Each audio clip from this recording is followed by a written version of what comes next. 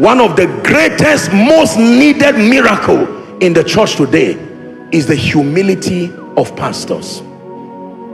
I submit to you that if pastors can humble themselves, they will account for over 70% of the sudden tsunami of transformation and reformation of members. The humility of pastors. It is safe to assume that the pride of pastors has stood like a wall. It has punished the church transgenerationally. There are people who would rather die than humble themselves to say, let me listen. It's dangerous. The pride of pastors. I say this with a humble submission. And when we teach like this, we don't teach in a way that should provoke disrespect. Let me put a disclaimer, because there are naysayers who like these kinds of things, and when they hear, they say, you see, I like this preacher, he's insulting. No. We are not in an advocacy of insulting the relevance of pastors. I will never do that. Never do that.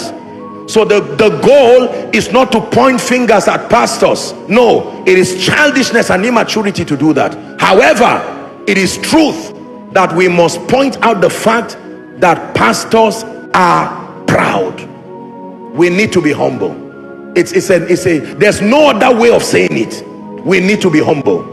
Our pride is beyond walls. We have punished innocent members because it is you see, the way we have done ministry is to sell an idea of flawlessness and invincibility, and the times have put pressure on us to defend that perception. And a man who has claimed to be flawless and invincible, you now cannot say I'm sorry, because that is you have reduced yourself by our perception. So we rather create another roadmap of deception than to simply admit that we can be better.